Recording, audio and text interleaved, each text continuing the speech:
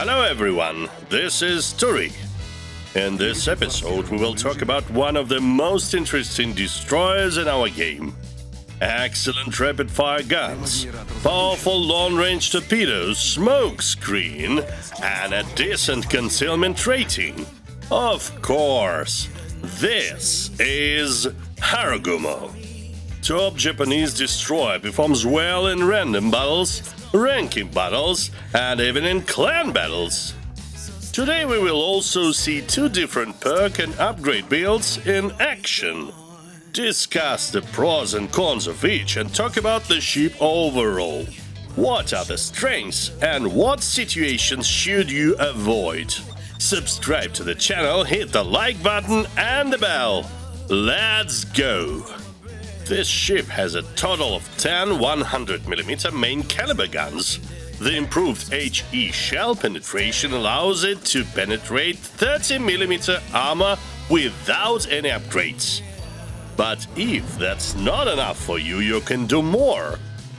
There is only one torpedo launcher here, but it's 6-tubed and has two types of torpedoes. The first type is classic 12km torpedoes, the same as on the Shimakaze, and the second type is 8km torpedoes, which have a faster reload and speed, but slightly less damage. An additional plus is the consumable for accelerating torpedo launcher reloads. So at the right moment you can launch not 6 but a whole 12 torpedoes. The anti-air defense of the Harugumo is impressive. At a range of 5.8 kilometers, it delivers a total of 6 flak bursts at a long range, and in addition, constant air damage is also quite good. The concealment rating is 6.2 kilometers, which in principle allows it to compete evenly with other versatile and artillery destroyers of enemy, and when spotted, the destroyer is only surpassed by torpedo boats. Among the consumables on board are the smoke screen, engine boost, and repair party. With a 29,000 hit points, it's more than enough to engage enemy destroyers. Sometimes it can even destroy several ships in a row. But unfortunately, not everything is so rosy. This brilliant destroyer has its problems. One of them is maneuverability, for example. Due to its long hull, the turning radius of the Harugumo is over 800 meters, and the rudder shift time is 5.5 seconds. All this prevents the use of the destroyer in close combat. Moreover, it's categorically contraindicated. The chance of catching a torpedo in a narrow straits approaches 100%. Sometimes, if you manage to outshoot an enemy destroyer at close combat behind an island, you almost guarantee catching its torpedoes afterward.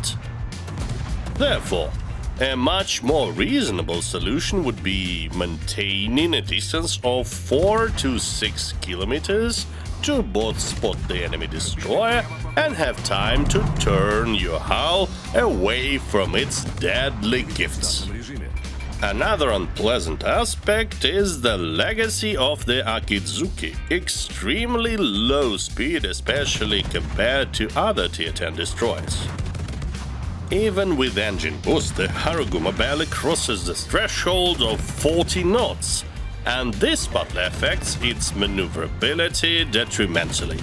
Note that similarly heavy Khabarovsk and Kleber, thanks to their speed, manage to slip between the torpedoes, while our hero catches the whole batch with its wide open sight.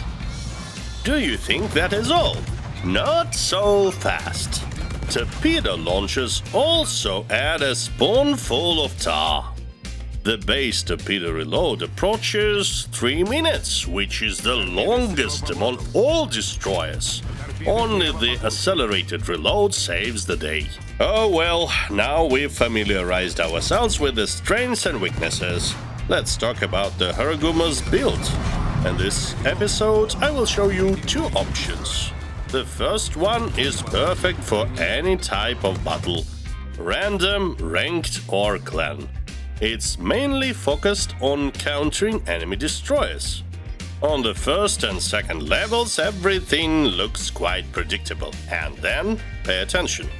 We don't take the inertia fuse for high explosive shells, because our 30mm penetration is more than enough to penetrate lightly armored ships.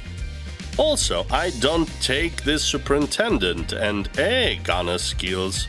I consider these skills absolutely useless. Instead, I suggest taking radio location, which will help detect enemy destroyers and understand the correct direction to the source of spotting. The ship upgrades are the ones recommended. We need to enhance the rate of fire and accuracy of our artillery. This way, with a reload time of 2.5 seconds, we can reliably outshoot almost any opponent, and radio location will help us spot them. Once again, I empathize that inertia fuse is only needed in one case, if you're trying to penetrate the armor of the ship from 32 to 37mm. Usually, these are extremities of battleship and sometimes their decks. All other cases, the basic armor penetration of the destroyer is more than enough. Also, I draw your attention to the fact that you can and should use AP shells against the lightly armored targets, including destroyers that are positioned broadside to you. The armor penetration is sufficient for the shells to arm, but not pass through. Now let's move to the second build. This is a perfect way for those who don't like to engage with destroyers and prefer to simply shoot and launch torpedoes in random battles. The key skill here is the inertia fuse. It will help us penetrate enemy ships from a distance without becoming the focus of attention. By the way, our firing range is over 14.5 kilometers. This allows us to bombard battleships and set them on fire even before their anti-torpedo caliber starts working or before they can hit us. The thing is that Harugumo is not too fast and shooting from open water is quite dangerous, but thanks to this range and relatively good ballistics, hitting large targets won't be a big problem. The gunfire control system modification 2 instead of reload in the 6th slot is perfect for this purpose. You can also sacrifice survivability expert and take an additional smoke charge and torpedo reloads. A very interesting build. Well friends, which set of the skills and upgrades did you like more? Write in the comments and mention your in-game nickname. Thank you for that. The Harugumo is interesting, versatile destroyer with a unique set of characteristics. In skilled hands, it can conquer battles of any difficulty, but careless driving will quickly bring you back to the port. This is Turry. Like and subscribe to the channel. See you in the next video.